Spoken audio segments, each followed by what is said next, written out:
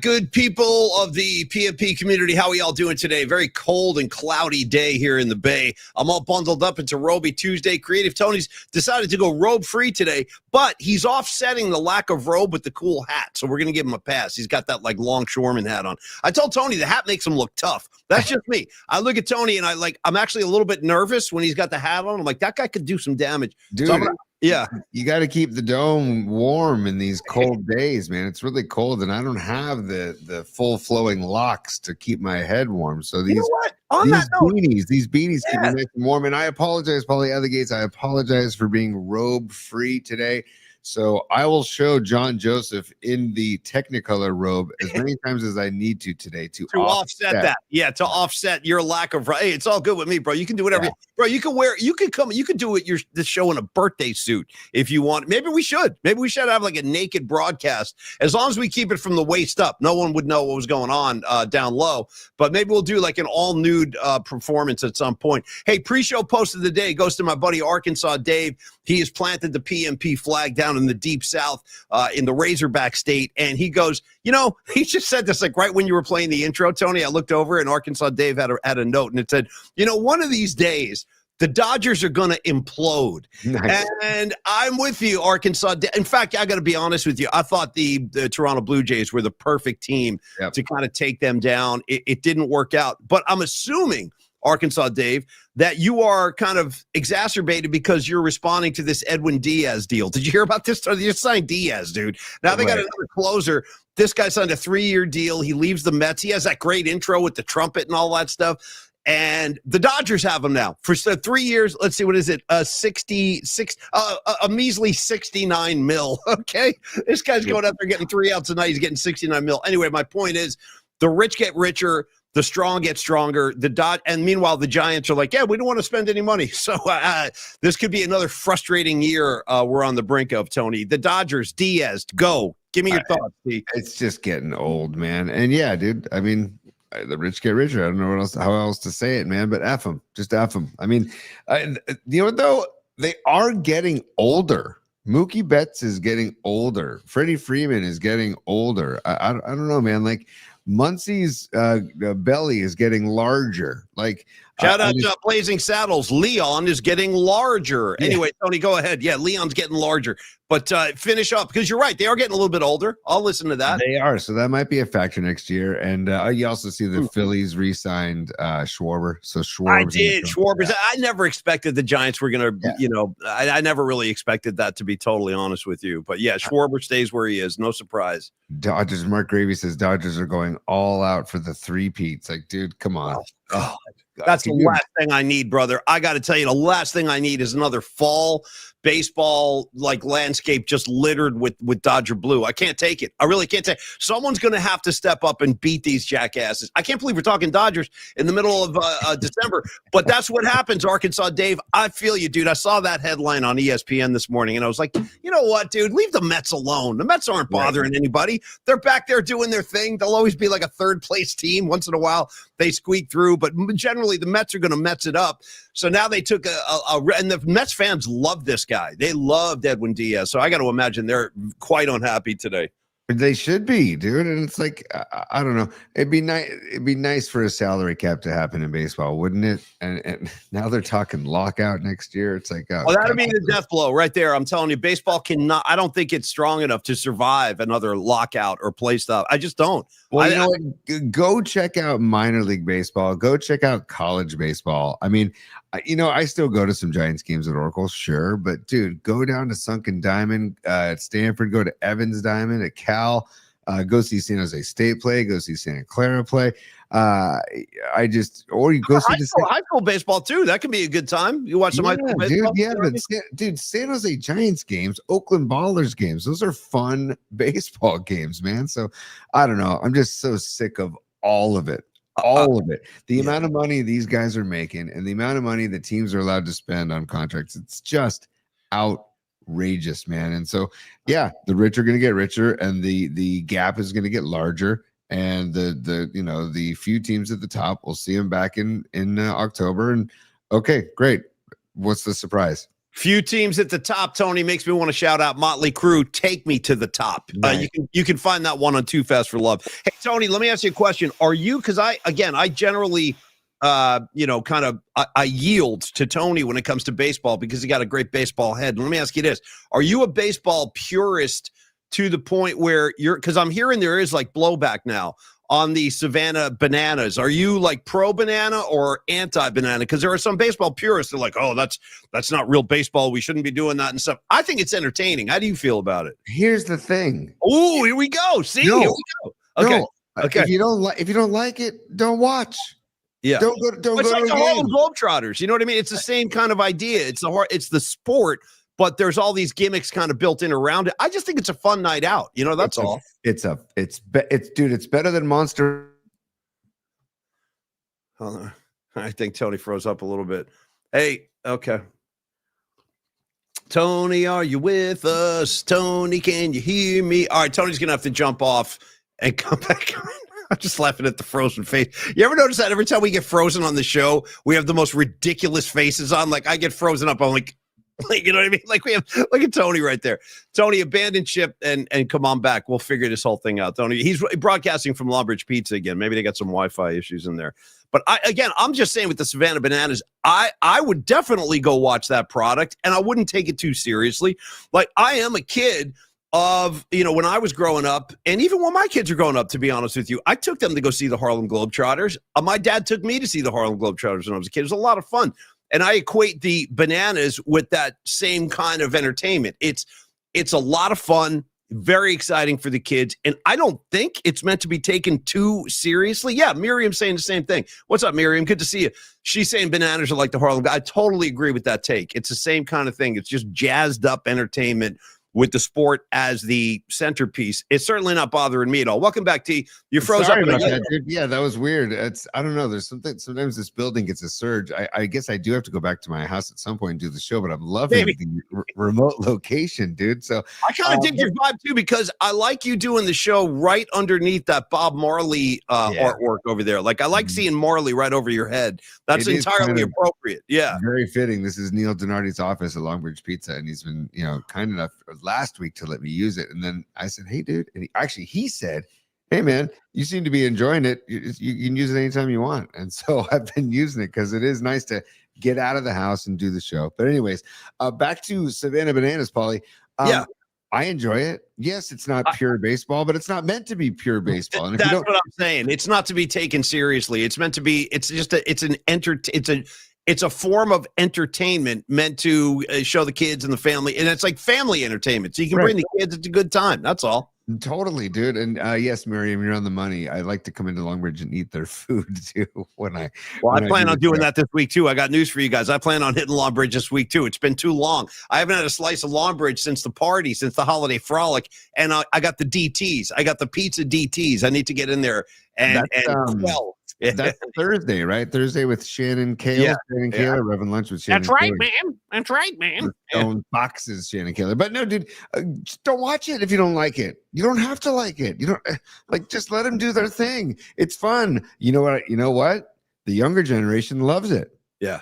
My That's son, a good point, actually. Yeah. His buddies, they all love it. Like they think my daughter loves it. Like it's fun to watch. They're being goofballs. They're doing backflips before they catch a baseball. They got guys on stilts, Tony. They got guys on stilts in the batter's box. Have you ever taken your kids, because they're in that sweet spot, they're like in the perfect age. Have you taken your kids to see the Harlem Globetrotters yet? Not yet, but we might do it the next time they come through. I think it's in January or February. It's usually early in the year. Yeah, January, February. They usually play Oakland, or they'll play the Shark Tank. I saw them down there a couple times. It's fun, dude. The Globetrotters are still great. Great entertainment. Totally. Yeah, I got to give love too. I see a team popping up on the chat a few times, and I got to give love. The Portland Pickles. Give love to the Portland Pickles up in Portland, Oregon. That's a good brand of baseball.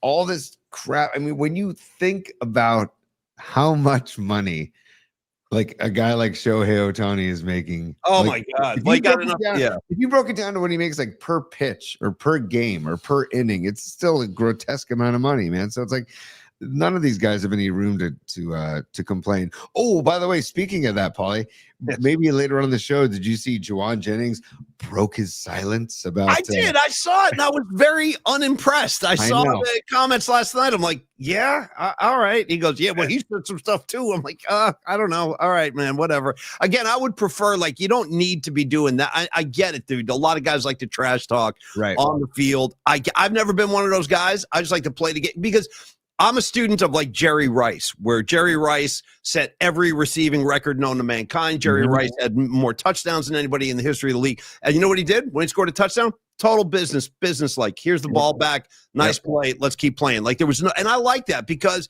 it shows guys like, I'm not flipping out because I've never done this before. Wrong. I do this all the time. Get used to this. I'll be doing this again today. So I like the stone-faced assassin types. Guys that run their mouth a lot don't really turn me on, and I was not impressed with what Juwan Jennings said. I just it didn't move me at all. Paulie, guys that run their mouth, a guy like AJ Brown runs his mouth a lot, is malcontent. He's upset. He's like, doesn't get the ball. Get me the ball more. Hey, dude. I saw him drop a couple last night, actually. Exactly. Yeah. Dude, Paulie, you saw him do this. You saw him drop a few balls, dude, a couple of clutch balls too that Jalen Hurts put on the money. And AJ Brown's got alligator arms and pulled back. And next thing you know, dude, if you want to talk that talk, you better walk that walk. And if you want to get your bag, as they say, dude, you better make the catches, man. Juwan Jennings, decent, good wide receiver. He's not some superstar that is going to save the franchise. So I don't know, man. He talks a lot for being just a middle of the road wide receiver. Kind of blows I agree. me away. I agree with you, man. I agree with you. And speaking of talks a lot, we are going to have a special guest today at 12:30. Rod Brooks will join us. He's been our brother for decades. You see him on NBC Sports Bay Area. I've been enjoying him on Warriors pre and post lately. He's been filling in, and I love seeing him in the mix there. So we'll talk to Rod about the NBA, about the Golden State Warriors, about Kuminga. Now I'm hearing the Kings might be interested in Kuminga, or they are interested. But I want to pick Rod's brain on college football and everything too. But before he joins us, Tony, Philly Chargers last night. Hold on, Paulie. Before you get into Phillies Chargers, I do want to get into that. Oh, yeah. It's business time. I just got to give Escobar Cheeks some love for his super. He's a super today. And he says right here, Paulie, the baseball purist don't like fun. Fun. Yeah. Chris Russo. Fun. Giants baseball. Fun. Yeah. Dude, again, if you if you don't like it, turn the channel. If you don't like it, don't watch. If you don't like it, don't buy a ticket and go to the games. Let them do their thing. They've obviously made a killing doing this. That Banana Dan or whatever his name is, I forget the guy's name, who basically is the face of the franchise. He is very good at marketing. He's an ideas guy, very creative. He's like, why don't we do this? Why don't we do that? Why don't we have umpires dancing? Why don't we have, the guys doing like acrobatics out on the field, and let's bring pyrotechnics into the mix. Like, fine, but if you don't like it, then just don't watch, man. Just such a freaking joke. You know, it's funny. I think about our good buddy, one of our family members, Patrick Connor Pecan, who, by the way, will be joining us on Thursday. We got Pecan booked. He'll join us Thursday. Going to pick his brain on this whole college football mess that's going on right now. Notre Dame, I don't want to go. I don't want to play. It's a mess out there. But anyway, Pecan's going to join us. You know what he used to say? Pecan used to say, he had an idea years ago. I don't know how many of you might remember this, but Pecan used to talk about this on the air. He's like, guys, I wanted to, like during March Madness, his idea was, let's get brackets up, but let's call it the smug off. Let's have the most smug people, like guys like James Spader. You know what I mean? Like he's in a contest against, I don't know, some other smug guy out there, Tom Hanks or something. I don't know. But Pecan was saying on one bracket, he goes, baseball writers. And I go, what do you mean baseball writers? Because Escobar's comment was about, quote, baseball purists. So Pecan was like, baseball writers. I go, which ones? He goes, all of them. All of them. They're the most smug guys of all time. Have you guys? So I'm just throwing that out there. Food for thought. Baseball beat writers, the most smug guys under God's green earth, according to Patrick Connor. So we'll talk to him about that too. So I get it. There are purists out there who are like, oh, this offends me. Stilts on the field offends my delicate sensibilities. Yeah. I don't have that much time in my life to be offended by a Savannah Bananas baseball game. Do your thing. I don't know, man. Like it just people have too much time on their hands. Too much time on my hands. We don't quote sticks very often on this show. You and I, we don't do a lot of sticks, but you just did some, so good for you. We've also talked about whispering songs. I don't think we've mentioned the too much time on my hands. 100% gold star. You get a gold star right on that little cap of yours today. 100%. I think that's how the song ends, with him whispering, too much time on my. It's so stupid. Yeah, the whispers. I still say Stephen Piercy's the king of the whisper, though. I really do. Between the eyes, the whispering, dude. You got to whisper. Or I'll give you all that I can. 100%. 100%. Say he's been whispering for years. Tony, I want to get your thoughts real quick on Monday Night Football, because the Philly goes down again, and they go down in glorious style. I mean, the interceptions, the turnovers, it was a mess. Can you say that again? What happened? The interceptions and turnovers. Hey, Keith's in the house. What's up, Keith? I just wanted an excuse to play laugh tracks because, hey, Philly, hey, Sirianni. Dude, it's the freaking best. And you got Big Dom, Fat Dom, whatever you want to call him, standing next to him at the halftime interview. By the way, dude, yeah, just to make sure people don't rush the field and attack Syria. It's the most useless job of all time. Like, why do you need a bodyguard to walk on and off the field? No other coach. Tom Landry didn't do that. You know what I mean? I never saw Bill Walsh with a bodyguard. He was fine. Yeah, it's such a freaking joke, dude. It is. It's important, Tony. I need to be flanked with security. Okay, that's how important I am. I need bodyguards all around me because everyone's trying to get to me. Hey, Sirianni, we don't like you, bro. We don't freaking like you. Don't worry. You don't need a security guard, man. Supposedly, according to Kate Scott, he's a nice guy, and we got to take Kate's word for it because Kate's one of our favorite people on the planet. But he sure does come off as smug on the TV, man. I mean, God, and complaining a lot, and dude, I don't like. He's always got the Italian flag on. Yes. And I love Italy. I do. I freaking love Italy. Half the food I cook in the house is Italian food, and I love everything about Italy and my own Italian heritage and all that. But when I see it on Sirianni, I get pissed. I'm like, you know what, dude? Take the freaking flag off your sweatshirt. Now, who else does that? You know what I mean? Come on, man. I don't know, man. You feel me on that, Tony? You're Italian too. I mean, but there's something objectionable about it when he does it. I don't know. I'm actually surprised the NFL lets him do that, because that's basically him saying Italy all the way. And it's like, dude, that's NFL sanctioned gear. Like, I don't know. I'm surprised they let him do that, but who knows? He might have raised a stink or something. I don't know, man. There's guys on the Eagles that I do like. I mean, I like Hurts. I like Hurts too. I like Jalen Hurts, and I'm not ready to throw Jalen Hurts away in the trash. Like, I know people are burying him today, but in fact, the interception that ended the game. What a play, dude. What incredible defensive play. I mean, that was incredible, dude. And Aikman, by the way, can I just tip my cap to Troy Aikman? I honestly think. Me too. Yeah. I think if you put Jim Nantz with Troy Aikman, it would be the best duo maybe in broadcasting. Great. That is a phenomenal call. I would love to hear that matchup, because I don't need a lot of Romo. He's another one who can't get off Mahomes' jock, dude. He cannot stop jocking Mahomes. No, I'm serious. It's like Collinsworth and Romo are like in a death race to find out who can love Mahomes more. And it's hard to take. I don't mind Romo as much because he gets all worked up and he gets all like in a tizzy about certain things, and he gets all, really, he does. The pure excitement of him, I like, and it's just very like genuine. But I don't like Aikman is just, his analysis is so good, and he talked about how the run game for the Eagles has been struggling all year, and then it ended up being a factor in that game last night. I mean, yes, Barkley broke that 57-yard run, but other than that, they shut him down. And I was just like, man, look at Aikman just on it. And he said, dude, he sees what Hurts was trying to do, but that was a very, very tiny window he was trying to fit the ball into. It was. He was really rolling the dice. Yeah, they were already in field goal range. Range.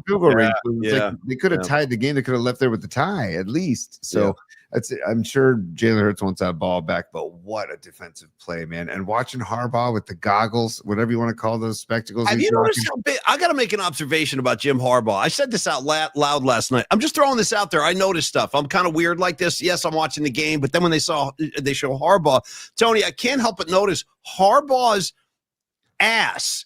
It's like it's too big for his body. Have you seen the size of Harbaugh's ass? It's gigantic, dude. Yeah, it's great. It's nice. It out there. Check out Harbaugh's ass next time you get. And I got no problem with Harbaugh. What's up, Coach? Good to see you. But I'm just saying the glutes, dude. He might be up for golden glutes next year, Escobar. You might be handing him the award. I'm just saying those glutes have been puffed up, Tony. Very big ass on Harbaugh. He definitely has a good backyard, man. I definitely got. He got definitely in the trunk, man. You know. Yes, absolutely, and he's got those glasses too that he's rocking. I'm like, those are big spectacles. They kind of remind me. Maybe Tony, he should use those glasses to see that he needs a new offensive line because Justin Herbert is literally going to get killed out there one of these weeks. This kid, first of all, shout out to Justin Herbert's toughness for real. Playing 7 days after a fractured hand surgery, and he's out there running around. Dude, I saw him stiff-arm somebody with the fractured hand last night because he ran a lot. Herbert tucked it in and was running all over the field, dude. Very reckless and no concern for his own health right there. He's trying to win a football game. But I will say, dude, he was sacked, Tony, 7 times last night. And I believe the total sack number on Herbert for the year, 45, Holmes. Dude. He's been hit more than any other player in the NFL, Justin Herbert. It's insane. It is insane, man. And I felt bad for Herbert. First of all, he's playing with like literally one arm and one hand, basically. Like even when he would get tackled, he'd go down with his left hand, kind of like hold my hands up. I know. Yeah. I know. He's like you want to talk about a tough. Nutter says it right there in the chat. A tough SOB. Tough SOB. You got to give it to Herbert, man. But yeah, that O-line is like, my goodness, dude. They're just and Harbaugh knows better, dude. He knows better. I mean, everything is built on the offense. Like, look at the time Harbaugh had in San Francisco. That offensive line, Alex Boone and Davis. I mean, dude, we had a great offensive line here in San Francisco in front of Alex Smith and then Kaepernick for a little while. So I'm shocked that he has such a blue chip quarterback that he is just risking. I mean, this kid could get knocked out for the year anytime because guys are in the backfield all night long. Tony, 45 sacks. How do you respond? That's insane. It's a sieve of an offensive line. You got to, at some point, you got to address that. I would think, you know, I don't know. I mean, they did make some good play calls down the stretch. That play action scripted run in the end of kind of like the bootleg where he came back around the other way. That was a great play, great design play. He had tons of that was the end of regulation. And dude, how about Dicker, the kicker, man? Dude, holy S, that guy's money. He's giving Eddie De Niro Pinheiro a run for his money in terms of coolness. That kid, he's like, what do you need, a 60-yarder? No problem. Bam, right down the middle. Yeah. Did you hear? I think they said in the history of the NFL, the highest completion percentage, or not completion percentage, field goal percentage, made field goals, 94%. He's 94% made field goals. That's incredible. And he can kick the crap out of the ball. And he's a goofball, too. If you follow him on social media, he's a total goofball, too. So, again, the Chargers are a team that are fun to root for, too. I mean, I love Keenan Allen and Ladd. Dude, the Chargers won that game, and Ladd McConkey had one catch. Right. I mean, that Keenan guy Allen was pretty quiet, too. He was pretty quiet last night, too. Keenan Allen. But also that guy, Cooper DeJean, is the real deal, dude. He's making plays all over the place. That guy, he reminds me a lot of like a Ronnie Lott, like that just plays with reckless abandon and is all over the field, man. So I like watching that kid play too. And he locked down Ladd McConkey last night. So good game, sloppy, weird game too, though. Fumbles. That one play, dude, where there was an interception, then a fumble, and then a fumble, and that was crazy. But it was a fun game, and I went 1-1 on the weekend for hot and sour. That's okay. So that means you are now. Let me see. So you were 10. Let me hold on. You were 10-14. So that means you're 11-15. And I had a sweep, dude. I went 2-0, so I'm 16-10 now, Tony. I'm pulling up. I'm pulling away. My numbers are starting to get beefed up. I'm just saying, forget about Vegas. Forget about all these services. I'm your guy right here. If you want to win some games, you watch our hot and sour picks on Friday. I'm just kidding, but I am on a roll lately. 16-10 feels pretty good. I'll take that, Tony. I'll take it. Dude, that's great. Hell yeah, dude. That's fantastic. By the way, I wanted to compliment Beat LA. She sent Jessica sent Paulie and I a really, really, really, really wonderful email about her son. Maybe we can share it tomorrow night on the night flight. We'll do a mailbag tomorrow night on the night flight. But she just was just one of the nicest emails we've ever gotten. So thank you, Jessica.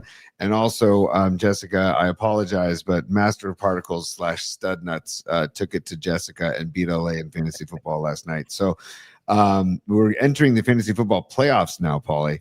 And Master of Particles / Stud Nuts is, I think, in second place. So we're starting the playoffs, and it should be fun.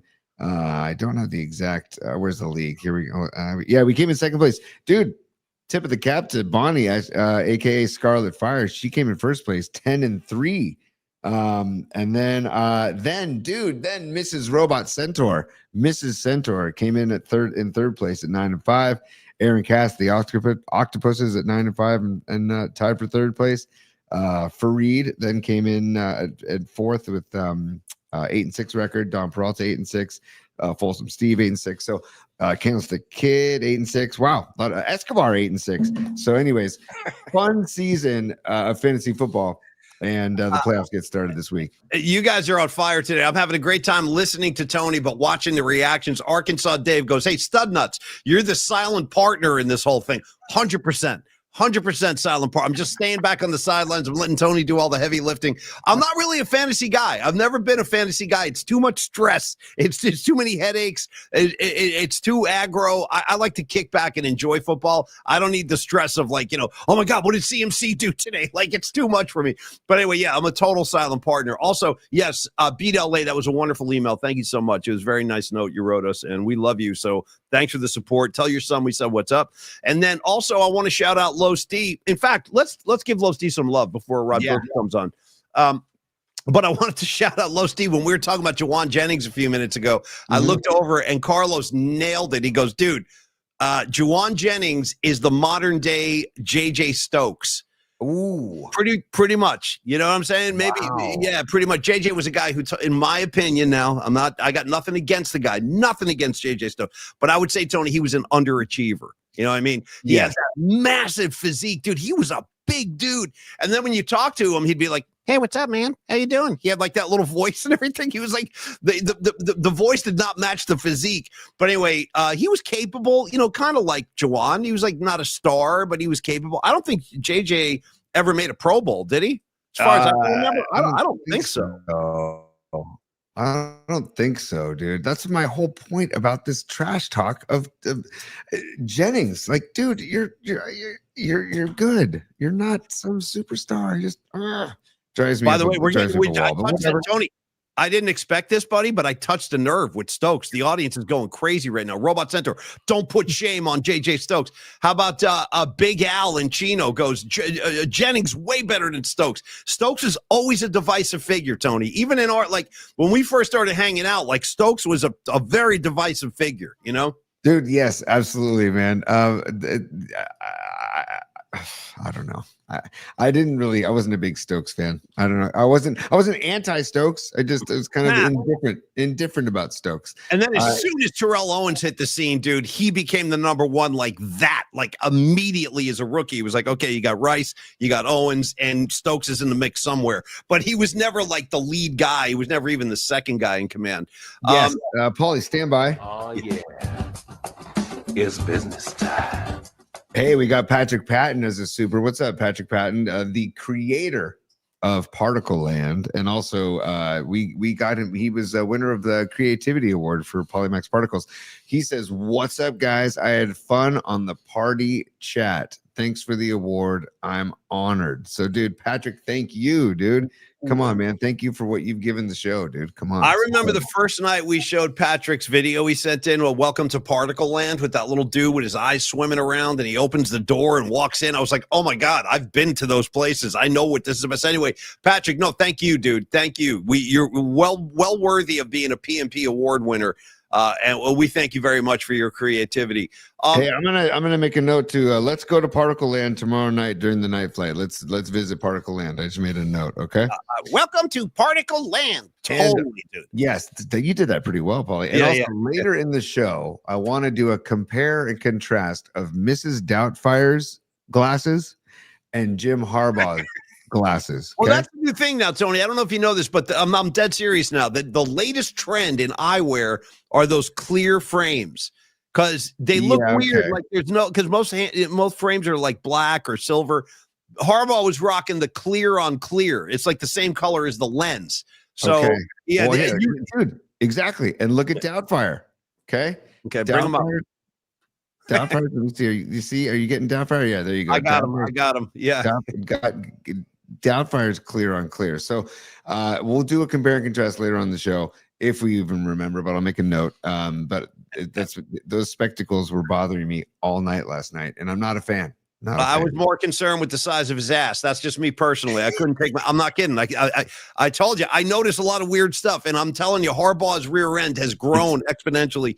Check it out. And he also hikes the khakis up. Oh, dude, dude. Man, like up to the ribs, dude. They're up to the ribs. He's bent over with the goggles. And here's another thing. Hey, here's one more thing, Tony. Harbaugh's mouth is always open. Yes. He watches the game. He's like, hey, can you do me a favor, Molly? Yes, you're right. Yeah. If I ever show up on your doorstep with my shirt tucked in and my pants that high, the ribs, yeah. First of all, slap me, give me a grease air slap, right? Okay. And then grab me by the waist and pull my pants down to where they should be. Okay. Okay, I will follow through on those instructions if you should ever come with the pants hiked up to the ribs. Tony, Brooksy's in the green room, so let's give love to Carlos De La Fuente, and then bring Brooksy on the show. 100%. Rod Brooks, stand by. We're coming your way in just a moment here, right after we talk about Carlos De La Fuente and the incredibly valuable services he offers at Flex Funding. Listen, this is the guy you can trust. A lot of you were hanging out with him on Friday night, and Carlos looked like such a gangster, dude, with the scarf, the freaking overcoat. He was in 49er college game. He looked fantastic. And as a lot of you know, Carlos is just a good dude. San Francisco native, 25 years of experience. When you are in a position like I'm in, Tony's in, we've got kids, they're going to school, private schools, and then colleges. Like, you got to sort through, like, how am I going to do this? And it's not easy, and it's scary, but it's a little bit less scary when you have a professional like Los D on your side helping to guide you through that. He's like the captain of the financial ship. He's got the wheel. We're just the guys swabbing the decks. You know what I mean? We're in the mess hall, like making the lunch. Let Carlos steer the ship. He's the captain of this whole operation. Whether it's a private money loan, which is easily something he can handle, or he's helped out a lot of our PMP community with mortgage help, like reverse mortgages, HELOC loans. That's a way you can draw money from your own mortgage. That's a home equity line of credit. And Carlos, again, is a guide. He's a captain. He's the captain of the ship. He can help get you to where you need to be, or help you set money aside that you're going to need for those private tuitions and college and all that kind of stuff. So talk to Carlos about your situation, because everybody has their own unique story. 925-250-4894. Stand by 1 second while I cough. Excuse me. Sorry about that. But he can help you with any of these stressful financial decisions that we all have to make and we all have to go through. When you deal with Carlos, Tony was talking about this the other day, how quickly he can get the job done. He can usually close a deal within 7 or 8 days, and that's pretty freaking good when it comes to dealing with a financial advisor. Carlos, he's very respectful of your time. And then this is something else too. Carlos is a stand-up guy. We talk about trusting him all the time because you can. He's not one of these guys that's going to be like, oh, I buried a hidden appraisal fee in your paperwork. Oh, I buried like a title fee in it. No. He's not going to give you any of that. No escrow, no appraisal, or no title fees attached or hidden in any way. I talked about the fast closings. All you need to do is get proactive and make the first move. 925-250-4894. Talk to Carlos about your situation, your family, your business, what you're trying to achieve, what you're trying to save for. Let him go to work for you, and you will see things start looking a whole lot better, Tony. Well, yeah, and I also wanted to remind people that those of you who approached Los at the holiday frolic, the Pimpin' Ain't Easy holiday frolic last Friday, and talked about possible HELOCs in the new year, do not forget to give him a call or reach out an email, because get in touch with Los. You can do it even now just to start the conversation. 925-250-4894. Give him a call now or email him, carlos@myflexnow.com, to get the conversation started about the HELOC loans that you're thinking about in the new year. You guys mentioned it to him. That's why we had Los. Los is he travels to the shows to hang out and make connections, and that's what he's hoping to do, and that's what we hope you guys do as well. And then also, Paulie, I just want to know, Peter Cruz, I've talked about him on the show, working with Carlos De La Fuente. He just signed, he signed, I think, yesterday, and hopefully he closes by Friday with Carlos De La Fuente. So we got more activity, more action from the show with Carlos De La Fuente. So give him a call. He's one-stop shop. Hashtag one-stop shop. 925-250-4894. 925-250-4894. Or email Carlos at myflexnow.com. Thank you, Tony, and thank you, Carlos. We love you, buddy. Great seeing you on Friday. Now we're going to open the door for one of our longest-standing friendships in the Bay Area, not just like professionally, but behind the scenes. Tony, myself, and Rod Brooks, we go way, way back. We've had a lot of adventures and misadventures, but we love talking to Rod about today I want to talk to Rod about all kinds of stuff. Yes. So let's bring him in, Tony. Let's say hi to Rod Brooks. We haven't had him on in a while. Looking forward to seeing his face. Brooksy. Yeah, Brooksy. Yeah. Fellas, what's happening? What's happening? How we doing today, Brooksy? How you doing, man? Doing great. Couple of things. I hate that I missed last Friday. I hate that I missed your Christmas holiday special show. Yeah. It's a deep cut if you're an Andrew Dice Clay fan. Really hate I missed dude. I'll sing for you. I don't care. I'll sing for you. Let's go see the tree. Brooksy. Merry, Merry. He does that Christmas song. Yeah. He goes, hey, Eddie Bugnett, swing for me. Swing for me. Yeah. Merry, Merry. No, anyway, go ahead, Brooksy. Yeah. Here's what's great about friendship is when you connect with your tribe. And I've been great friends with you guys we're getting close on 30 years, and that is a blessing. I don't know. That's special. And to hear that my friends see the same thing I do, even after all these years, is special, because I thought it was just me who immediately notices Jim Harbaugh's childbearing hips. Dude, me and you, Brooksy, I'm telling you, what's going on with his ass? He's got junk in the trunk, dude. That's the only way I can describe it. It's dog. Yeah, he is hippie. It's like his ass is too big for his body. When he walks through a door, he has to go sideways. Yeah. I've never seen a man with hips like that. It's How wild. about this, Brooksy? He's the Nicki Minaj of NFL head coaches. You know what I'm saying? Yeah. That's incredible. Oh my God. I thought it was just me, but nope, it's me and my friends. Yeah, dude. And by the way, speaking of your friends, Brooksy, the PMP audience not wasting any time. Tony, show Brooksy the love. Beat LA is already jumping in, giving Rod some love here. Sorry, I was busy looking at pictures of Harbaugh's ass. Hang on one We'll find some. I'm going to get in. Yeah, we'll find some. Hang on. Oh, here we go.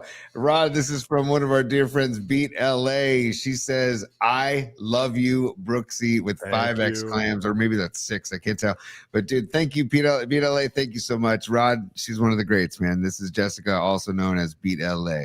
Well, I mean, I tell you what, man, I'm always appreciative of the love from the PMP Army, and there would be no quality there would be no quality hangers without you guys and the PMP Army. So it's the same family, and I am greatly appreciative to be a part of that family. Literally, there would be no quality hang if it weren't for you guys. Well, we love you, Brooksy, and I have a whole bunch of stuff today, and I want to kind of end probably with the college football playoff because I have a bunch of stuff I want to bounce off you. I have LSU questions, but I also want to talk to Brooksy, Tony, about the NFC and also about the goal. Well, let's start with the Warriors. Because first off, Rod, compliments, dude. I love you on the pre and post on NBC Sports Bay Area, dude. It's a nice fit, dude. You guys have a nice thing. You and Festus and everything. It's a good flow, and Bonte. So, first of all, compliments on your work there. But I got to dive right into the meat of this whole Warrior kind of discussion that's going on about Jonathan Kuminga. They have this nice road trip. Pat Spencer emerges as like this cold-blooded killer. I love that dude. But again, very little Jonathan Kuminga, especially in the clutch minutes in the second half. You just don't see him. Kerr doesn't put him out there. So where is this whole thing going, Brooksy, in your mind with Kuminga? Is it a problem with Kerr and Kuminga like personality wise? Is it a play thing? Like, what's behind this whole thing? It is a basketball thing. Jonathan Kuminga wants to play a certain way, and that certain way does not fit with how the Warriors want to play. And it's not just Steve Kerr. It's also mainly about Steph Curry. But even when Steph is not there, there's a certain way that they want him to play. So to answer your question, where it's going is to a trade, and that can't happen until January 15th. I know you have all heard that date because of the new contract extension that he signed. He cannot be moved until January 15th. But those wheels are already in motion. It's like a divorce. They tried to make a go of it at the beginning of the season, and they thought maybe that they had gotten to a point where Kuminga was understanding what his role needed to be, which is we need you to rebound, we need you to cut. You're the only guy that has freakish athleticism on that team that the opposition has to worry about. So we need you to cut, go to the basket, work around the basket. Jonathan Kuminga, he wants to dribble, he wants to look for driving. And this is not a criticism, because I understand why he wants to do that. Okay. He wants to get he wants to showcase. That doesn't make him a bad person at all. It doesn't make him a bad teammate at all. What it makes him is not a good fit for how the Warriors want him to play and how they need him to play. I'll give you one example. The game in Philly where the Warriors were mounting their comeback. That was a great game. Even though they lost by 1 point, what a comeback, man. That was a great game. Yeah. And DeAnthony Melton, that was his first game back. Okay. Now, DeAnthony Melton is there. He's the Warriors' best ball handler, putting Steph aside, but even Steph can throw the ball away. So when Melton's there, he's handling the ball. He's playing point guard. There was one trip down the floor where Jonathan Kuminga's at the top of the key, dribbling, looking for a driving lane. DeAnthony Melton is the one running down the lane. That should be flipped. Yeah. In no way, shape, or form, while Melton's on the court, especially, should DeAnthony Melton be going down the lane and Jonathan Kuminga dribbling the air out of the ball. This shouldn't happen. Jonathan Kuminga taking late or early mid-range jumpers, that does not need to happen. That does not serve the greater good of the Warrior offense. So I say all that to say that they thought that they had gotten somewhere at the beginning of the season where Kuminga was rebounding. He was doing enough of the right things offensively to where it was starting to work. Then there was some regression. Now with the fourth quarter minutes being completely and totally taken away from him, and then catching that hot DNP on Sunday against the Cavaliers, that tells you everything you need to know. It's DOA. And I don't know what the trade is, but a trade is coming. This relationship has run its course. Do you in my estimation? Go ahead, Tony. Go ahead, buddy. This is totally unrelated to the Warriors, but stand by, Rod. Stand by, Paulie. Oh, yeah. It's business time. Okay. Should we play the extended one for Rod? Yes. Real quick? Yes. Yeah. Hang on, Rod. Yes. This is the extended one. That's my favorite.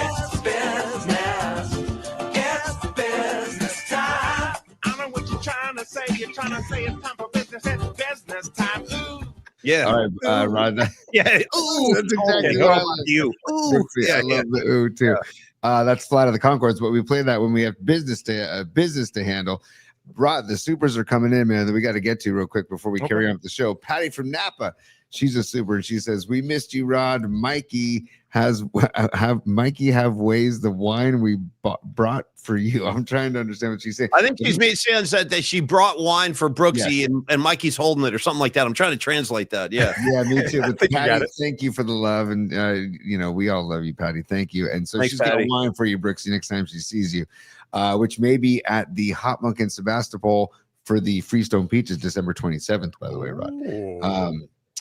Noemi Catalina checking in. She says, "Brooksy, you were definitely missed on Friday." And Noemi's hot sauce, Rod, Lady Catalina's hot sauce, you need to get down on. Yes. Incredible hot sauce. She's even got me eating cranberries, man, and I don't eat cranberries.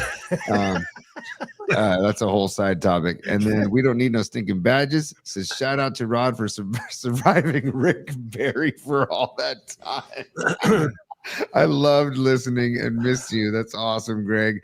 Man, there's Rod. We've got some stories back in those days with Rick Barry, dude. So they celebrated the 1975 team Yeah. a few weeks ago, and Yeah. I was doing pre and post that night, and they brought Rick and a couple other guys from the team in to the gatehouse where we do the shows from, and that's the first time I'd seen Rick in I don't know how many years, but it's been a long time.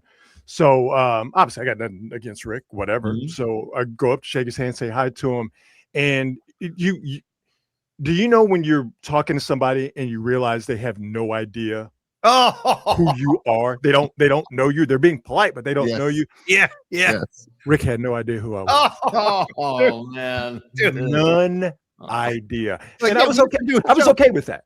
yeah. Yeah. Yeah. Totally. I got it, man. Hey, can I I'm fine insert with that. come on, people. Come on, people. This is crazy. It's crazy. Yeah. This Yeah. is crazy. I was hoping he would get on the mic, but they were smart enough to not let him address 18,000 people as he did when they were booing Joe Lacob. But unfortunately, they did give him a mic, and he just went thermonuclear on my man Kalina Azubuki. Dude. And by the way, I Oh, my remember Rod. I remember this. I produced that show for a minute, and I'll never forget. We went to commercial break because Rick was doing the show from his house in Colorado Springs, and he'd be like, "Hey Tony, how long is this break?" I'm like, Oh, he's "I like don't in know." the shower or something, Dude, right? dude, Like, it was like a 4.5 minute break. I go, 4.5, and he goes, "Okay, great. I'll be right back." And then you can hear him turn on the shower water. He went and took a shower, and then he came back and did the segment in like a towel. Yeah. And No, he's that's- telling it, dude. And yeah. Rod's like, "Where's Rick? Where's Rick?" And I'm like, "Dude, he's in the shower." he's not warming up. Yeah. Yeah. You know? Okay. All right, dude. Respect, man. Oh, by the way, we have one more super. Hang on. This is Dom Peralta, our, Dom, the machine, the man. He says, "Quality particles for life. We need a Rod and Friends concert soon. Keep rocking, Rod." With a couple of, I'll tell you what I can do on that one, Dom, and thank you. Brooksy, write this date down. Write down the date, March 20th. We just booked another gig, a Paulie Mack and Friends gig. This is going to be at the Brisbane Inn. It's like 10 minutes south of San Francisco, right off 101. Played there about a month ago, had a great time. And I want you to sit in, Brooksy. I want you to sit on some percussion. So write down March 20th. As long as you're not traveling or you can make the gig, come on down and we'll mix it up. Dude, Tony sat in last time. We had a lot of fun. Wasn't that a fun gig, T? This is At great. the Brisbane Inn? Yeah. It was a blast. It was a blast. And shout Absolutely. out to, shout out to And I'll Brisbane. send you songs, Brooksy. We'll have time. We'll jam. We got plenty of time Yes, sir. before March, but that literally just got booked a couple of nights ago. So March 20th, Paulie Mack and Friends, Brisbane Inn. Rod Brooks hopefully will be one of those friends. Creative Tony too. You come on by and play. All three of us. We'll get it going. Oh, hell yeah. Definitely March 20th. But I want to ask Brooksy something, because Brooksy bleeds Bayou purple and gold. Go Tigers. Oh, we need to talk about this. And Yeah, totally. So, Rod, I was going to text you, like, you know what? Let's get him on the show and get his reaction on the air. So we haven't talked before this. I just need to know, what are your thoughts? What is your reaction to having the Lane Kiffin era about to begin in Baton Rouge? I am happy that I am a fan of a team that is, for better or for worse, serious about its college football. Yes. There are a lot of programs that ain't about that life. Mm-hmm. My squad happens to be the opposite, where they're just a little too into it, and I'm okay. And being so into it to where, I mean, they Dude, the governor's involved. Like the governor's he's too involved. He didn't even go to LSU. Right. But they didn't steal Lane Kiffin, but they engaged in some activity that could be looked at as less than stellar, if I can put it that way. Lane Kiffin can coach, man. He can coach. Yep. But just like Brian Kelly, nobody likes him. Right. So, Right. But he understands the culture. He understands the region, which is very important. So I'm all about it in terms of winning football games. I'm perfectly fine with Lane Kiffin, but I also harbor no illusions that this is going to be Lane Kiffin's stop, because he is Lane Kiffin. He's going to make one of two moves, and but maybe it's going to be in the next 10 years after LSU, goes to a couple of SEC championship games, gets to a handful of college football playoffs, and hopefully wins a national championship or two. He's going to make one or two moves. He's going to try to make a move to go to Alabama, or he's going to try to make a move to get back into the NFL. And I have to be okay with that, because that's how the game works, and that's how Lane Kiffin specifically works. But ripping Lane Kiffin away from Ole Piss, from the University of Mississippi, just putting on my hater hat. Yeah. Sucks to be you, don't it? Yeah. But it always sucks to be Ole Miss, because they're Ole Miss. And by the way, dude, circle the second to last weekend of the season next year, 2026, LSU at Ole Miss. Yeah. That's second to last game of the season. It's always been a rivalry game, but we, LSU, we pay more attention to Alabama than we do Ole Miss, even though obviously the two states border each other. Now that Ole Miss LSU rivalry, now it's hot once again. But listen, Lane Kiffin's getting what, $12-13 million? Oh yeah. You can call me everything but a child of God for $13 million. Dude, call him Lance. Right? Like Al Davis did. Yeah. Al Davis called him Lance. Lance, come on up here. Meet the people. Yeah, that was tough, dude. That was that's in the days when you would see Al Davis and you'd be like, damn, it's unfortunate. What's happened to Big Al, calling him Lance. Brooksy, real quick. Sorry, real quick. We had Amy Trask on a couple weeks ago, Brooksy. Oh, yeah. She went out of her way to make sure that we told you that she says hello. Oh, yeah. Sends you love and big hugs. So just doing that formally. Isn't she the most wonderful person on the planet? The best. By the way, the Pro Football Hall of Fame not voting her in is a huge misstep. Like, I can't believe that they I'm not surprised, but it's like, you guys, you have no idea how bad this makes you look to keep Amy Trask like as a semifinalist, and then like, nope, you can't come in. It's like, I'm consistent across the board when it comes to halls of fame. Yeah.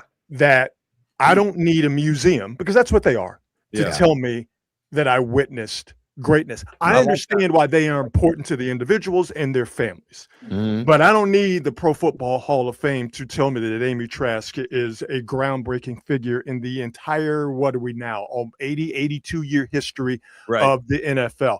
I didn't need the Rock and Roll Hall of Fame to tell me that Rush is one of the greatest bands in the history of popular music. I don't need a Hall of Fame to tell me that Barry Bonds is one of the greatest to ever do his job. I understand why it's important to the individuals.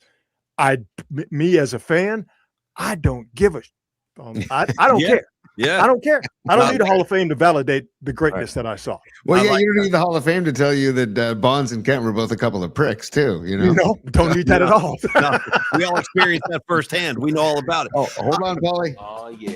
Sorry. I've been trying to ask Brooksy a question for like 5 minutes. I know. Tony keeps cutting me off. Go ahead. Do your thing. Patty from Napa said she's another super. She says she didn't have glasses on. She says Mikey gave it away. And then she followed up and says, trying this one more time. We missed you, Rod. Mikey, her better half, gave your wine away. That's Mikey. So that's Mikey. So she's gonna have some wine for you at some point, Paulie. And then Escobar Cheeks the third, who won our Golden Glutes Award at the Holiday Frolic last week. He did. He says, Rod, Fitz and Brooks University, class of '99. You were missed. I look forward to taking the stage with you, either playing percussion or he'll beatbox. Yeah, he did. He was beatboxing on Friday, Escobar. Yeah. There's not going to be any or. You will be beatboxing. 100%. Somebody offers to beatbox, you let him beatbox. 100%. The Constitution. 100%. All right, now I'm going back to Brooksy now because I want to stay on college football for a second. Yes. So I guess the other big thing, I do want to ask you about Alabama, Oklahoma, but before I go there, how do you view this whole, because people are flipping out about this Notre Dame thing.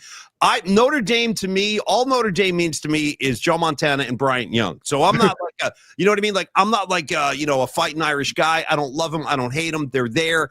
But like, how do you feel about the way they kind of withdrew their participation after being invited to a bowl game? It's a sucker move. Yeah. It's a sucker move.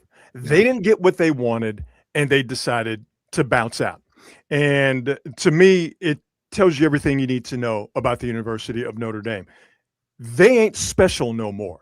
And they operate under the delusion, he tried to say, that they are still special. Yeah, there's a lot of people who cape for Notre Dame, but this ain't 1985 no Right. more. Right. And you don't get in on the strength of, we played 12 games, only 2 of them were against competition that was worth a damn in Miami and Texas A&M. They lost both of those games, albeit at the beginning of the season, and then they ripped off 10 games in a row. Here's the problem with the 10 games in a row they ripped off. They played Purdue, garbage. Nobody should ever willingly play Purdue.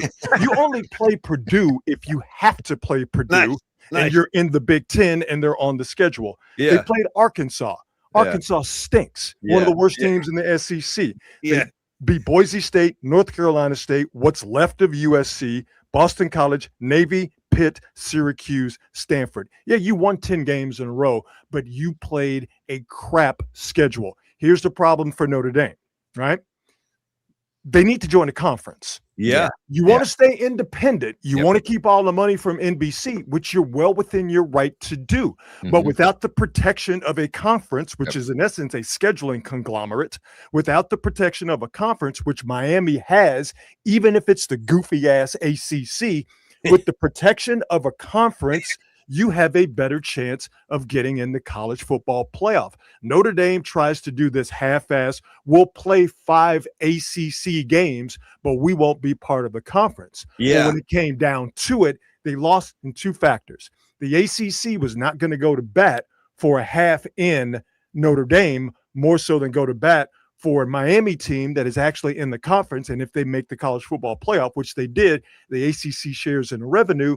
And also, you played Miami and you lost to Miami. There you go. Full stop. Yeah. So they can do all the crying, all the Notre Dame persecution complex bull. You know, their AD is continuing to go in the media round talking about how they were slighted and how they felt threatened by the ACC's social media account.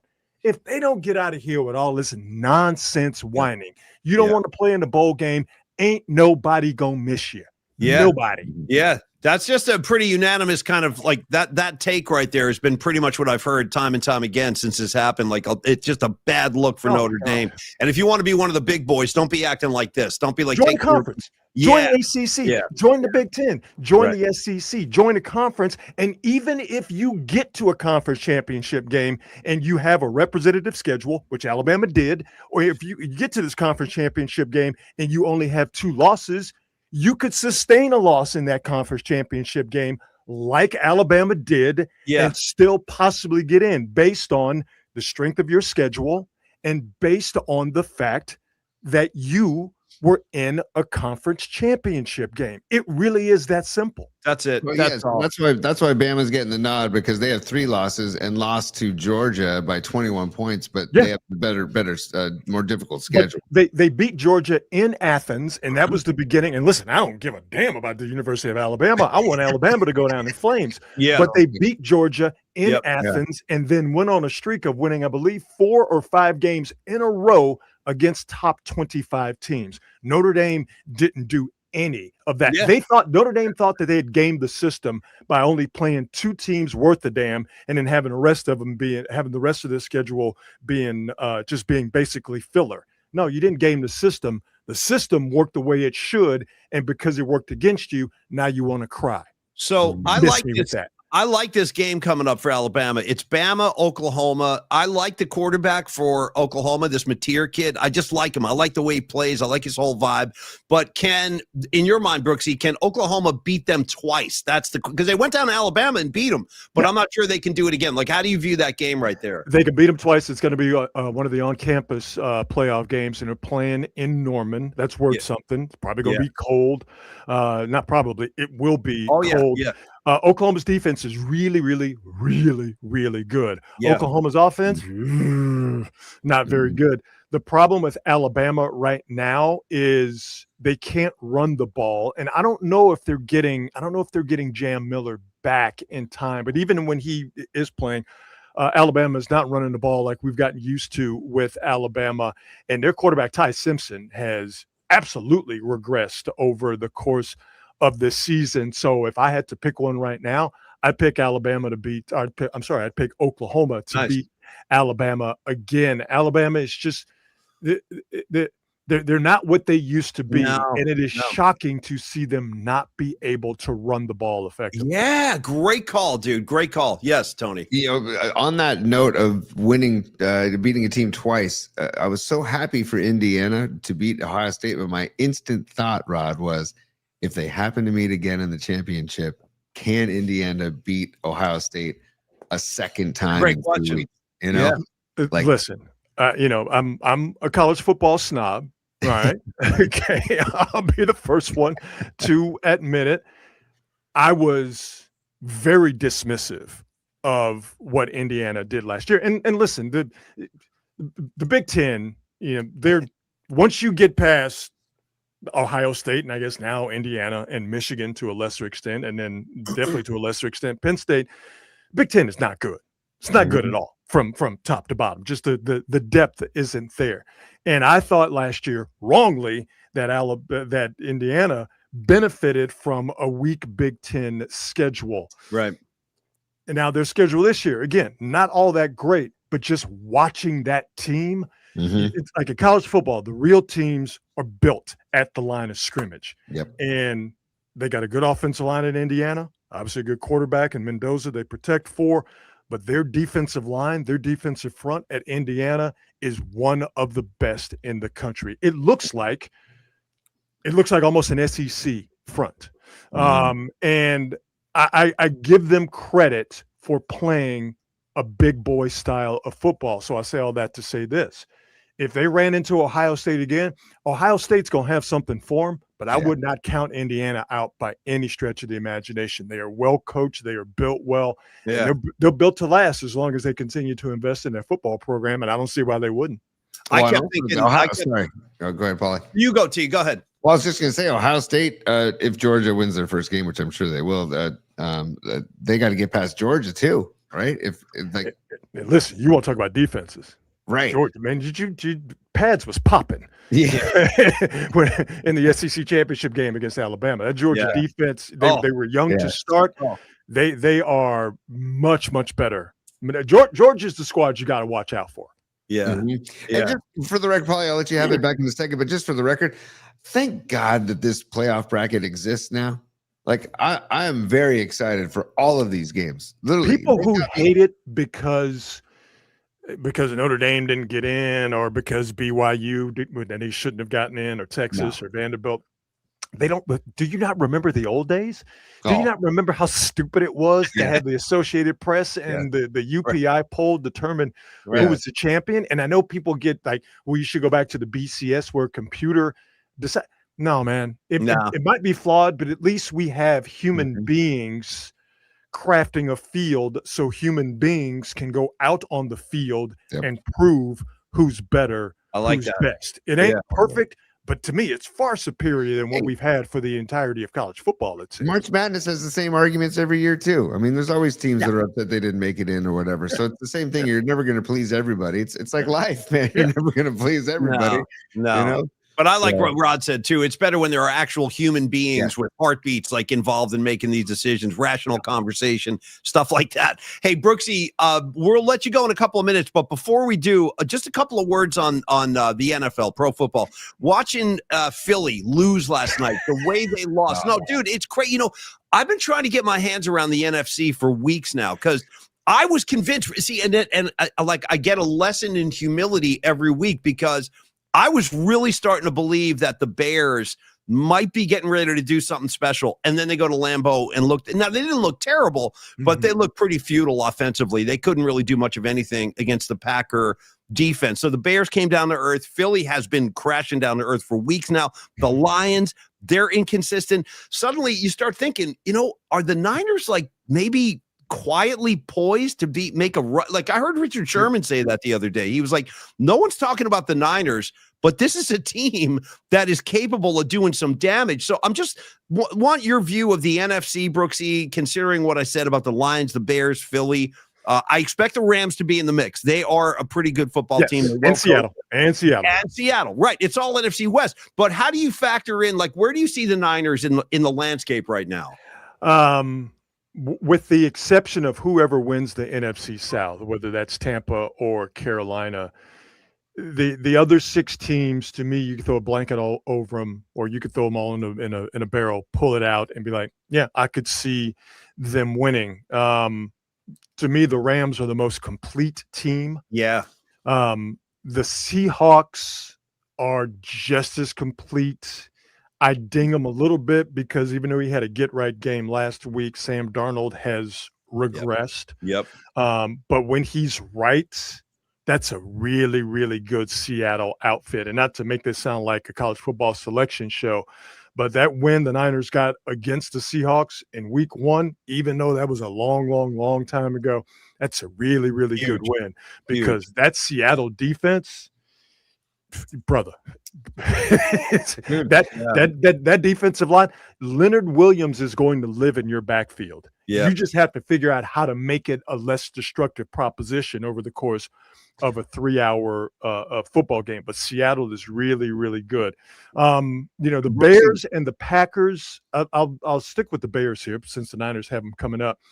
The Bears offensive line and run game is really, really good. And that actually kind of scares me for this Bears-Niner game coming up because one of the flaws I see for the Niners until proven otherwise is their run defense. Yeah. And it's gonna get a bit of a test on Sunday with Tony Pollard coming in with the Titans, because he put up almost $150 on the Cleveland Browns defense, run defense particularly, that is really, really, really good. So the Niners run defense, seeing this Bears offensive line and run game, I think is going to be an interesting test. Bears have a really good defense, but their problem is similar to the problem that the Eagles have. Gleefully, the Eagles have this problem, is quarterback play, or really passing game play. Caleb Williams will make spectacular plays, and then he will miss obvious ones. Yeah. Think about the interception in the end zone to end the Bears-Packers game. Yeah. There was a dude 5 yards in front of him. Just hit that simple check down, but he tried to go for the home run ball. I really do think, not just in the NFC West, but in all of the NFC, and not to be so reductive as to make it about quarterbacks, because we get really goofy with that with football discourse. It's more than quarterbacks, but I do think in this instance this works. Whatever quarterback plays the best is gonna be the guy that's on the team that has the most success from now going forward. And I'm talking about all of them. I'm talking about Brock Purdy, Darnold, Stafford, Love, Goff, Goff, Jalen Hurts. I'll throw Bryce Young in there. I'll throw Baker Mayfield in there. And I say that because not only is quarterback play important, but because of the defenses all of these guys are going to see. It's a good Bears defense. It's a good Packers defense. Haven't even talked about them. That Eagles defense is still really, really, really good. The Niners, faults and all, injuries and all, which leads to their faults, I believe. The Niners defense is really, really, really good. The NFC is a gauntlet, mainly due, in my estimation, to the defenses. So whatever quarterback is able to navigate those choppy defensive waters, to me, that's the squad that's going to end up standing on top when it's all over. Hey, Brooksy, talking about all of this defense, we got to go to the AFC and talk about your Houston freaking Texans. Oh, dude, I love them boys. I freaking love these guys. I love them. First of all, Paulie and I were very happy, and I'm sure you were too, of course, about the win at Arrowhead last weekend.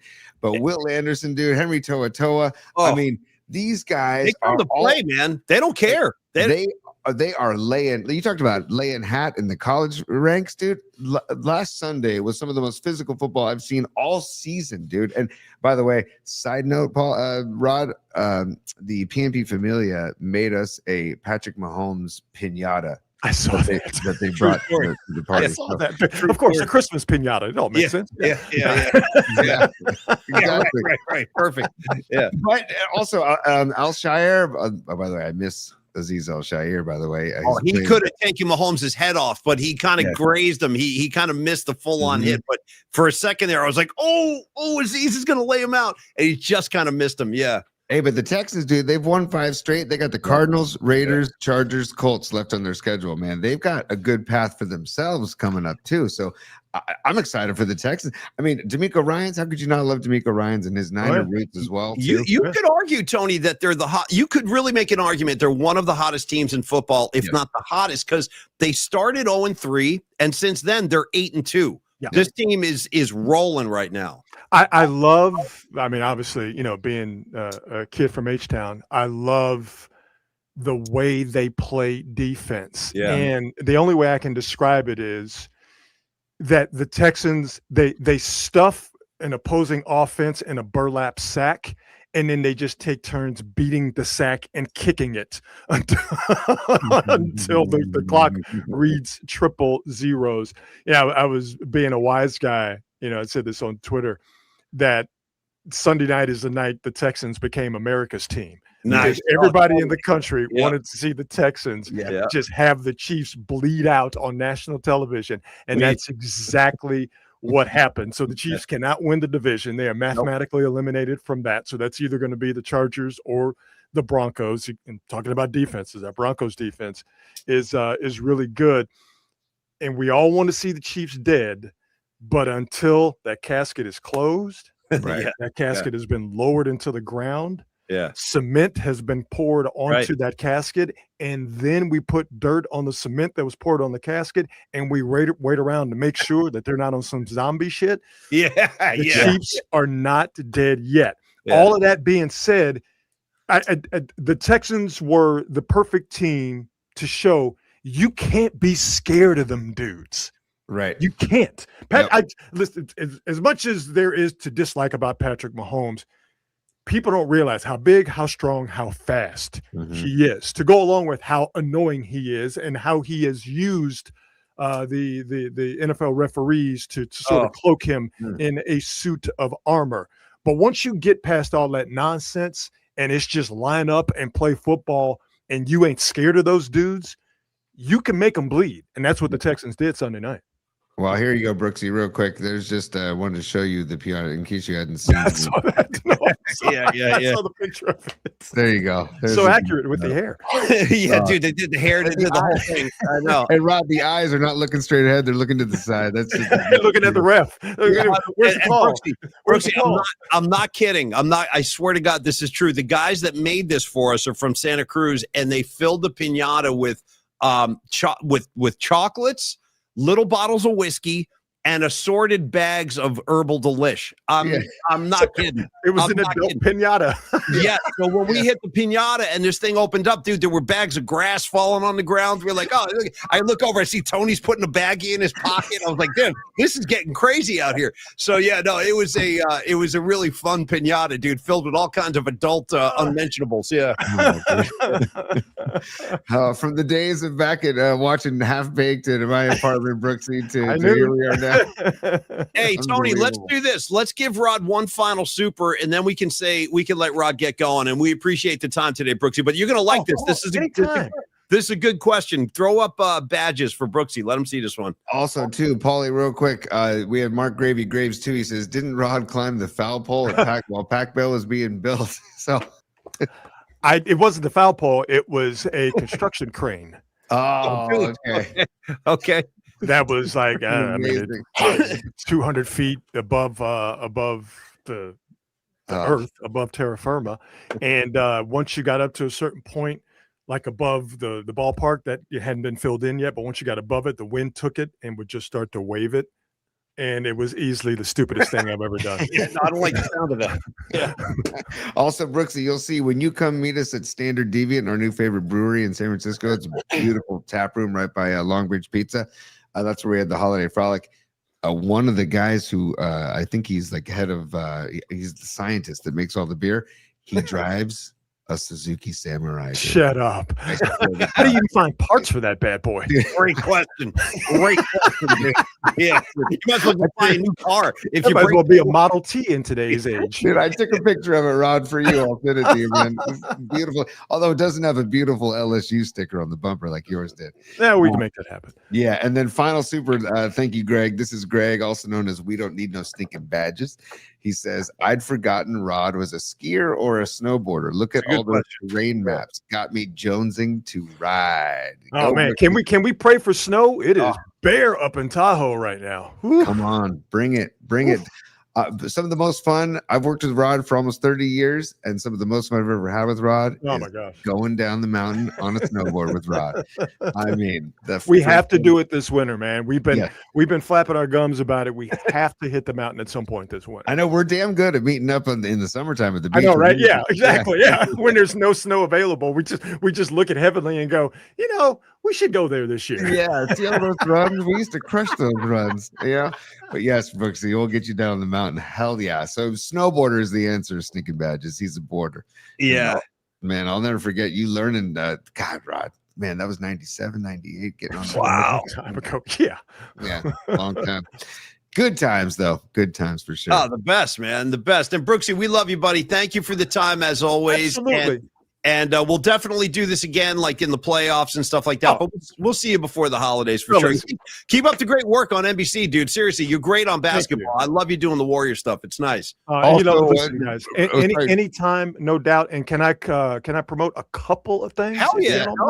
49ers Now on YouTube. We do it live every Monday and Friday at 2:00. So check that out. And also want to pump up a podcast I'm doing with Dante Whitner and Patrick Willis. Dude, I know, right? It's called The Grit Code. We do it every week. Easy to find, The Grit Code, on all of the socials and on YouTube. Dante Whitner, Patrick Willis. I'm talking football with Dante Whitner, a football expert in the league. 11, 13 years, handful of Pro Bowls, and I'm talking football with a guy in the Hall of Fame. Yeah, not just 49er great, one of the greats of all time, Patrick Willis. I can't believe I'm doing it either, but we've been doing it all football season long. So definitely check that out. Hey, Brooksy, no question. I definitely will check that out. I look forward to hearing that. The Grit Code with Willis, Dante, and Brooksy. Dude, check this out, Brooksy. I'll let you go right after this. But I did an event last year where it was a Dwight Clark ALS fundraiser, and Patrick Willis was there. And when they were serving dinner, I just lucked out, and Patrick Willis was sitting next to me at dinner, and we started talking. You know what he told me, dude? You got to bounce this off him and let him speak to this. He told me in the middle of dinner last year, he's like, a lot of people don't know this, but when I was a kid, I was always hoping the Dallas Cowboys drafted me. And I was a Cowboys fan. Yeah. Do you know about that? Yeah, I didn't know about this. I'm like, oh, dude, what? And he goes, yeah, no, I love the Cowboys, man. He's like, I'm very proud of my 49er years, but I always hoped it would be Dallas that drafted me. That kind of like rearranged my DNA when he said that. So, okay, I didn't know you already knew that. Yeah, but that's a function of Pat's from Tennessee. Yeah. Where, there was no pro football, but there's really still no pro football in Tennessee, even though the Titans are there. But there's no pro football in Tennessee. And, growing up in the late 80s, early 90s, back when the Cowboys were actually winning stuff. Yeah. I mean, he fell victim to, that Cowboys propaganda. Yeah. But yeah, Pat is not, I shouldn't say he's a Cowboys fan, but he doesn't hate them as much as I and many others do. It is kind of a trip to be like, yo, man, no, you're supposed to hate him. And Pat's like, not that bad. Yeah, no, it was funny, dude. I never knew that, man. All right, Brooksy. Well, listen, dude, happy holidays to you. I'll definitely check out the new show, and have a good one, Brooksy. We'll talk soon, bro. I love you guys. All my best to your families and to the PMP Army and the Quality Hang gang. I love you guys just as much. And like I said, there would be no Quality Hang if not for Polymax Particles, and I'm forever grateful for that. Love to you, Brooksy. Cheers, man. See you guys. Rod. Take care, brother. Happy holidays, brother. Yeah, that's Brooksy doing his thing, man. It's just always great having Rod on because, Tony, you and I do so much jackassery on the program, as I like to say, jackassery. Yes. It's nice to get like a pro on, you know what I mean? Like a polished broadcaster. We can ask him any number of questions, and he's always got great answers and great info.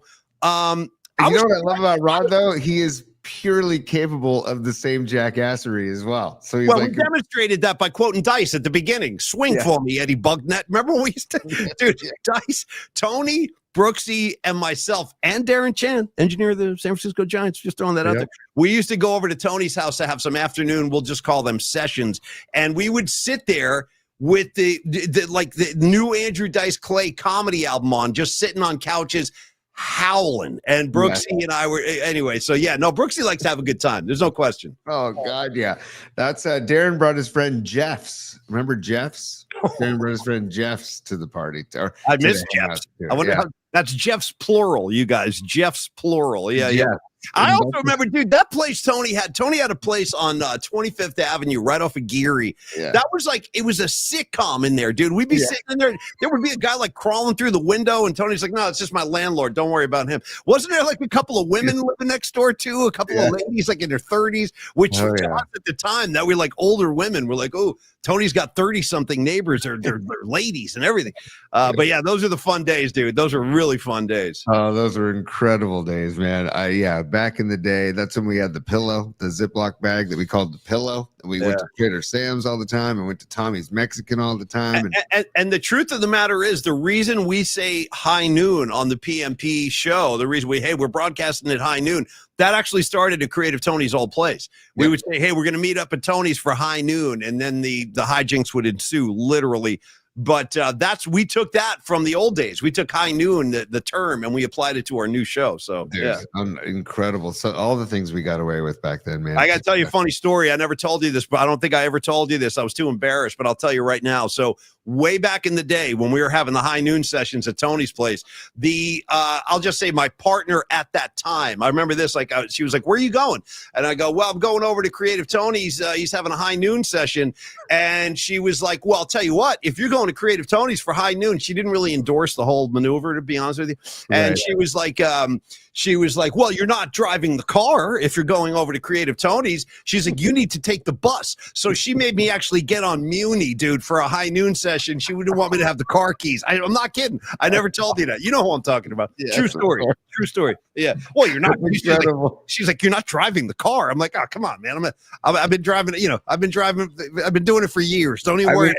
Also, just a reminder to everybody watching that this is like when cell phones were in their freaking, beginning stage, number one, and there were no Ubers, no Lyfts. And no such thing. Nothing. Yeah. So this is like 98, 99. We're talking about. I had to drag my sorry ass onto the 5 Fulton to get out to see Creative Tony. True story. True story. I never told you that. Yeah, man, that makes me respect your attendance even more, dude. I wasn't going to be denied. I'm like, I'm not missing a session. I'll take the bus if that's what it comes to. I don't care. I'll do it. Well, hey, dude, so you took the Mooney, and hat tip to Hop on Muni, the IPA at Standard Deviant, by the way. They're homage to the Muni bus lines. Hey, and like the Grateful Dead say in the other one, Tony, the bus came by and I got on. That's when it all began. Yeah, 100%. Also, Jerry Garcia wants to check in. We would all like to be able to live an uncluttered life, a simple life, a good life. That's a simple life. It makes so much sense when Jerry's dropping science like that. An uncluttered life. I was telling Tony he's got so much clutter. Like his hip hop name should be King Clutter. You know what I mean? MC Clutter. Yeah. I went and watched it back yesterday. Our talking about our clutter was making me laugh again yesterday. That was good stuff. Hey, before we leave, Paulie, before we say, and we still got to give Young Dental some love too. Give Dr. Young Dental, but also can we just give Macklin Celebrini a little bit of love too, because of what is going on in that kid's life, 19 years old, and what he's doing on the ice, dude. I mean, you're more the hockey guy than I am, but like this guy, he's special. Outrageous. Yeah, he's special, and I'm glad the Sharks have a budding superstar like that, because if they play this right, and I assume that they will, this guy's going to have a very, very long career right here in the Bay Area. Like if the Sharks are smart, they'll lock him up long term, because you're right, he's a special talent. He's on pace right now to, if he keeps scoring and amassing points, because in hockey, when you get a goal, you get a point. When you have an assist, you get a point as well. And he's on pace for over 100 assists and over 40 goals if he keeps that up. And hitting 40 goals or scoring 40 goals in hockey, essentially like hitting 40 home runs in baseball. It's a big deal. 40 is a lot of goals. So, and they're in Philly today, I believe. They can say hi to Kate Scott. And, but no, it's great. It's great that the Sharks have a young superstar. It's been a minute. So I guess Logan Couture was that kind of player. I love Pavelski too. He was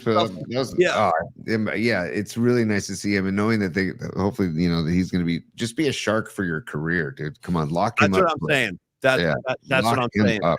And 3 hat tricks already in his young career too. And just what a stud, man. So happy to have him in the teal. Feel the teal, Paulie. Totally unrelated, but Dom just sent this to me, and this was Rising Wolf's idea. I'm going to show it on my phone. This is a new slogan. This is Rising Wolf's idea, but there's a T-shirt in the works. A simple, uncluttered life. Holy cow, dude. Yes. Look at that. Is that great? PMP 26, a simple, uncluttered life. And that came from who, Tony? Rising Wolf's idea, and then Dom put it to work. Of course, Dom. Rising Wolf. I really enjoyed meeting Rising Wolf at the party the other night. Big dude, big beefy guy, man. We'll put him on the offensive line with Carlos De La Fuente, Carlos's friend Herman. By the way, shout out Herman, bro. Yeah. I don't meet enough Hermans anymore. I need more Hermans in my life. Anyway, a lot of bulk and a lot of beef at the holiday party, and Rising Wolf is definitely one of those guys. Hey, Tony, you got something before Dr. Young? Go ahead. I can tell. I'll do it before Dr. Young, and then I'll go right into Dr. Young. But just want to let everybody know that we talked about Doug in Japan yesterday and the 7.6 earthquake in Japan. We reached out to Doug. I think it was Patty that reached out to Doug. So thank you for doing that, Patty. And Doug confirmed that he is A-OK. So that's great to hear for Doug.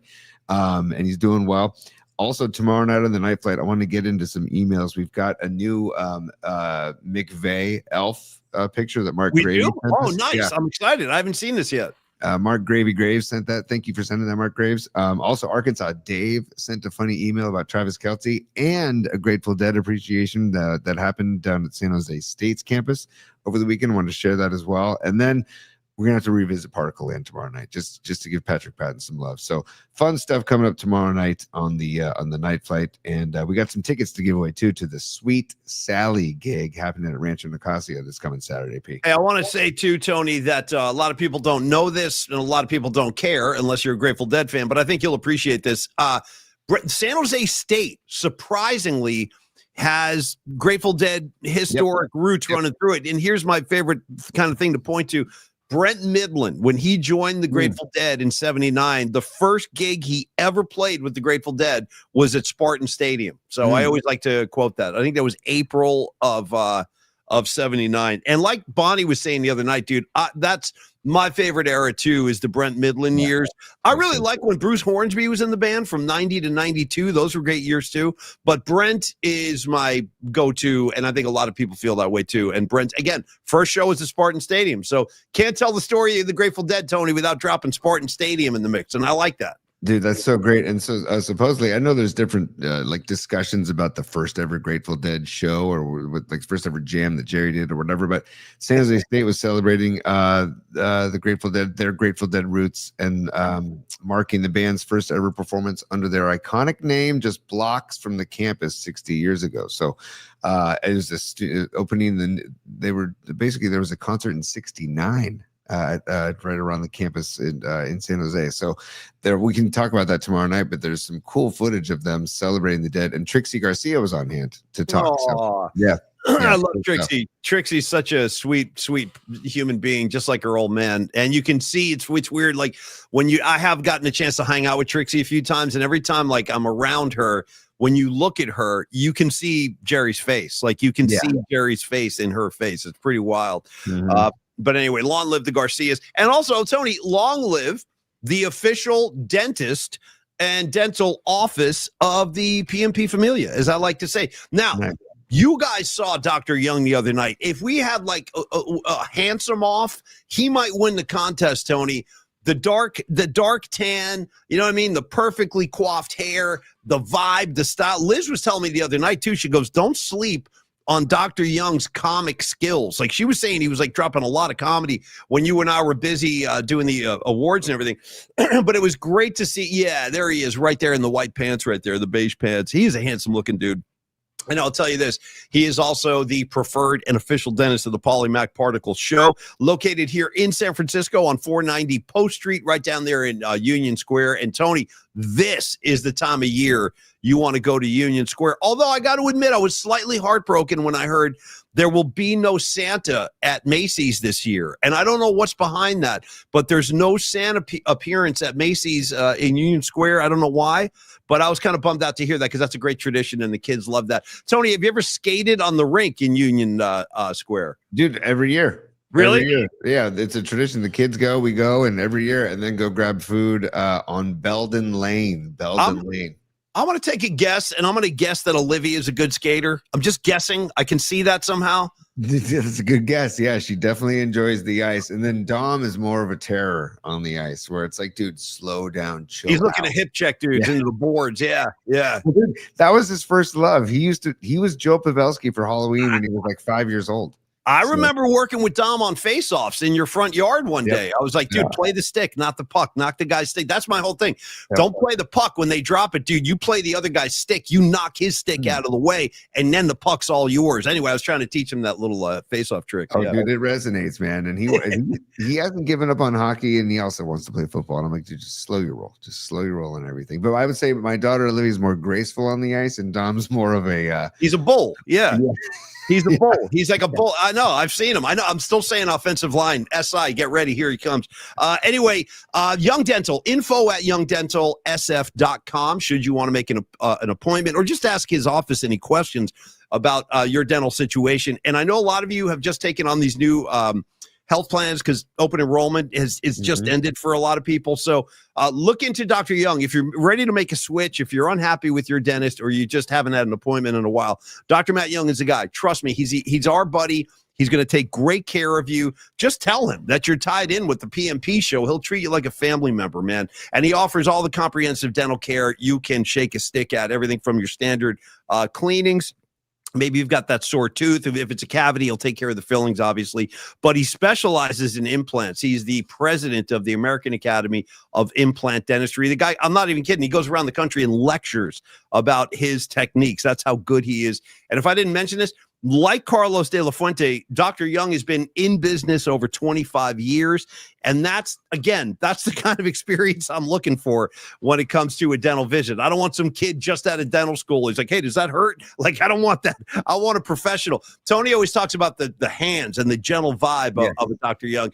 And take my word on this. I'll hand it to you in a second, Tony. But when you go see Dr. Young, tell him what you want to listen to. He will make it happen. You could listen to a podcast. You could say, hey, I want to listen to Polymax Particles. He'll be like, yeah, no problem. Coming up. Or you could be like, I've asked him for Rolling Stones, dude, when I was deep under. Like I was under the influence of the gas. I don't even remember doing it, but he says I'm always asking him for Jagger when he's working on my teeth. Yeah, I need some Jagger. But anyway, he's great, and he'll take great care of you, just like he took great care of Tony. Absolutely. And he's about to take great care of my children too. So my kids are going to go see Dr. Young. I think it's next week. Nice. And because it's definitely before the holidays, but yeah, they're excited and I'm excited for them to get a good, healthy heaping of generosity and love and care from Dr. Young.